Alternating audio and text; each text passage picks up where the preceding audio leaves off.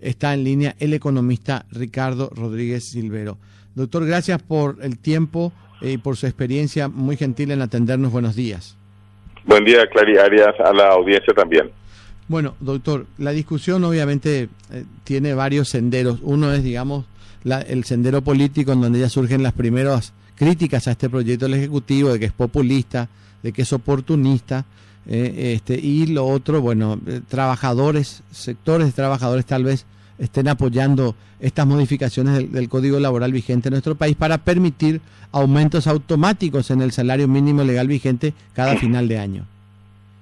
Para hacer un análisis integral de la cuestión, que es multifacética y compleja, Clary Arias, si hay tiempo, podríamos analizarla desde el punto de vista legal, desde el punto de vista económico, desde el punto de vista social, y sobre todo, qué hacer para que el aumento del salario mínimo legal no se convierta otra vez en un privilegio de privilegiados de la clase trabajadora. Para eso hay que tener tiempo. Con mucho gusto, doctor, y tenemos todo el tiempo que usted necesite para desarrollar ese análisis.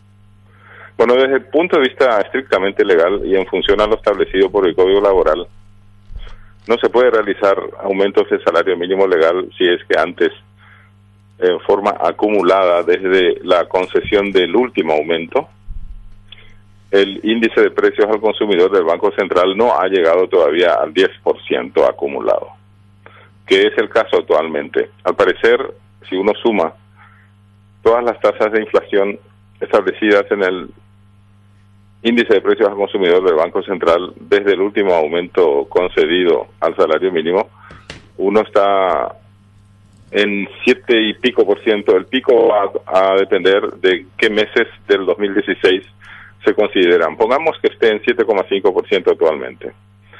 El objetivo de este proyecto de ley, que a mí me parece muy bien, es que no se tenga que otorgar aumento del salario mínimo legal solamente cuando se llega al 10%, sino que se lo haga anualmente a diciembre de cada año y que eso ya sea automático, en el sentido de que ahora, por ejemplo, al terminar este año se vea a cuánto asciende la suma acumulada de inflación según el índice de precios al consumidor del Banco Central.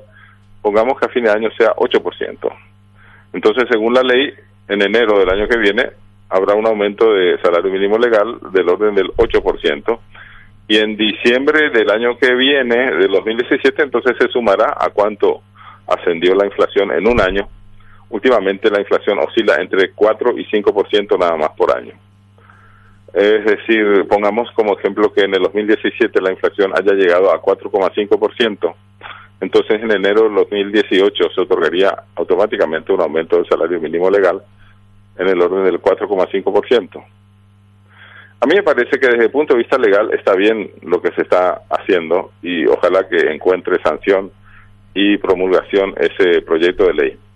Ya es otra cuestión plantearse si debemos fiarnos en el índice de precios al consumo del Banco Central cuando la misma entidad matriz del sistema financiero reconoce que ese índice, primero, no cubre todos los bienes y servicios de la canasta familiar y segundo, tampoco cubre todo el país. A confesión de parte de relevo de pruebas, ¿no? Es decir, el índice de precios al consumo del Banco Central está bien para medir el nivel de inflación en la capital y alrededores. Pongamos el departamento central y alrededores. Se sabe que la inflación en esta parte del país es generalmente más alta que en otros departamentos menos inflacionarios. Pongamos como ejemplo Caguazú, Cazapá, por ejemplo. Por allí la inflación es más baja. Pero aparte de eso, todo lo que cubre el IPC no es suficiente, ya está obsoleto hoy en día y por eso el mismo Banco Central está actualizándolo para que el año que viene tengamos un índice más completo. Pero eso no quiere decir que sea completo el año que viene. Otra vez después habrá que ir actualizándolo. En otras palabras, es hora que el sector privado se ponga la camiseta y analice y cuantifique por sí mismo el aumento de precios a nivel nacional. Eso nunca ha hecho el sector privado, ni el sector empresarial, ni el sector sindical, ni ninguna otra entidad de la organización civil o de la sociedad civil. De forma que de nada vale quejarse que el índice de precios al consumo del Banco Central tal cosa y tal otra si al final no tenemos ningún otro. En otros países se tienen 2 o 3 cálculos de inflación en el país. Con eso cerramos un capítulo del análisis y vayamos ahora al análisis económico. Resulta que solo el 70% de los que cuentan con trabajo estable perciben el salario mínimo legal, o más. Es decir, diciéndolo al revés, que el 30% de la población con trabajo estable no llega al salario mínimo legal. Es decir, existe un grado preocupante de incumplimiento de parte de los empleadores no formalizados, que siguen pagando solamente 1 millón o 1.200.000, que es la franja que más se percibe en ese 30% que no llega en sus ingresos monetarios al salario mínimo legal. Es decir, habría que preguntarse si el aumento del salario mínimo legal solamente para los que lo perciben o más sea suficiente para combatir la informalidad. A mi criterio personal, no lo es. Pero aparte de eso, hay gente que tiene masivamente subempleo. Eso representa el 20% de la población ocupada. Es mucho eso. Eso significa que hay gente que no trabaja 12 meses al año, tampoco trabaja 4 semanas al mes, tampoco 7 días a la semana. Esa gente no está percibiendo ni 1 millón de guaraníes, porque trabajan menos todavía que los demás, pero porque no consigue un trabajo pleno. Esos son los famosos subempleados. El 20% es mucho eso. Pero aparte de eso, hay un 5% de la población económicamente activa, o sea, que quiere trabajar pero no consigue trabajo, que está con ingresos cero. ¿Quién representa a los subempleados y a los desempleados en las negociaciones del aumento del salario mínimo legal? Y la respuesta es contundente: nadie los representa. Es decir, los sectores más perjudicados en el mercado del trabajo, que son los que perciben menos del salario mínimo legal, que es un 30% de la población trabajadora con trabajo estable, los subempleados, que representan el 20% de la población ocupada, y los desempleados, que representan el 5% de la población económicamente activa, no están representados en las negociaciones de aumento del salario mínimo legal, y ese aumento no les beneficia. O sea, primera omisión grave, no están representados los más perjudicados, ¿no? Segunda omisión, ¿cómo es posible que las demás políticas públicas no se ocupen de esa gente marginada? Y ahora llegamos al enfoque social, después de haber hecho ese enfoque económico. El 10% de la población del país, que actualmente está en 7 millones de habitantes, está en miseria si no llueve.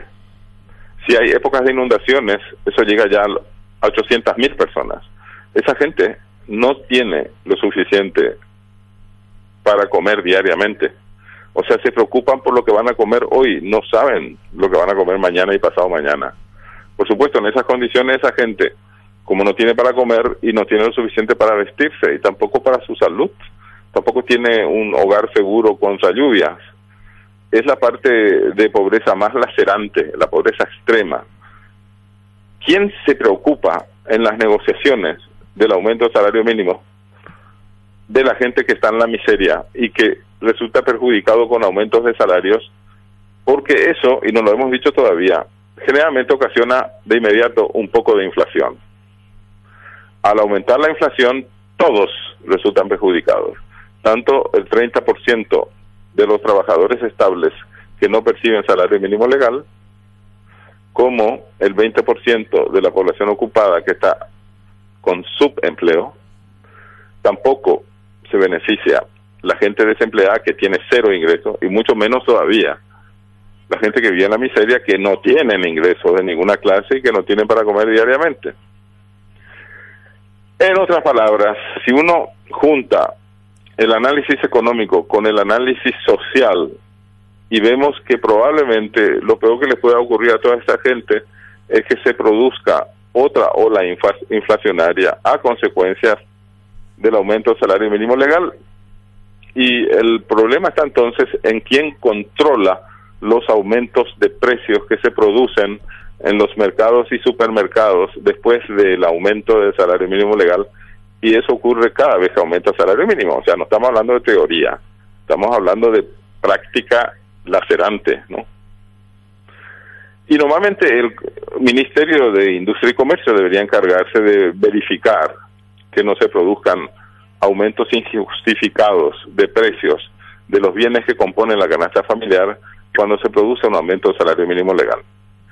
Pero resulta que el Ministerio de Industria y Comercio no está en condiciones de supervisar a todos los mercados y supermercados y negocios pequeños y ni almacenes de Don Manolo, que todos están aplicando automáticamente un aumento cuando se produce un aumento del salario mínimo legal. O sea, quedamos a merced de una inflación automática cada vez que se produce aumento del salario mínimo legal. Existe una oficina de defensa del consumidor en el Ministerio de Industria y Comercio, pero no tiene personal suficiente ni presupuesto suficiente para cumplir su función, de forma que esa Oficina Nacional de Defensa del Consumidor termina siendo bocina de avión. No la escucha nadie, ¿no? Claro. Ni los que van en el avión. Bueno, entonces, en ese contexto, el problema del aumento del salario mínimo legal está en que solo se lo analiza desde el punto de vista exclusivamente legal. Y ya estamos viendo con estas reflexiones que ese análisis es ciertamente necesario, pero no suficiente, que hay que abordar el tema desde muchas otras ópticas de las políticas públicas. Y probablemente la política pública que vaya a solucionar estos problemas es la política de empleo o la política del mercado del trabajo, que tiene a su vez que ser apoyada por otras políticas públicas, ¿no? Porque la única forma de combatir la miseria y el desempleo y el subempleo es que se creen masivamente puestos de trabajo también para mano de obra no calificada. Y hay que poner mucho énfasis en esa última parte de la frase. También para mano de obra no calificada. Porque generalmente los puestos de trabajo que se crean por generación espontánea o por efectos de las políticas públicas es para mano de obra calificada, ¿verdad? Que está muy bien, ¿verdad? Son generalmente, para hablar del sector de la construcción, que está teniendo un auge impresionante desde hace varios años, hablemos de pintores, maestros, piseros, albañiles pero calificados, ¿verdad? Hablemos de los fontaneros, de los plomeros, es decir, todas estas profesiones técnicas. No nos olvidemos de los electricistas tampoco. Esta gente está viviendo un auge impresionante y están ganando mucho y están teniendo pluriempleo, es decir, tienen varios puestos de trabajo en un ambiente en el que hay mucha gente que no tiene ni uno solo, ¿verdad?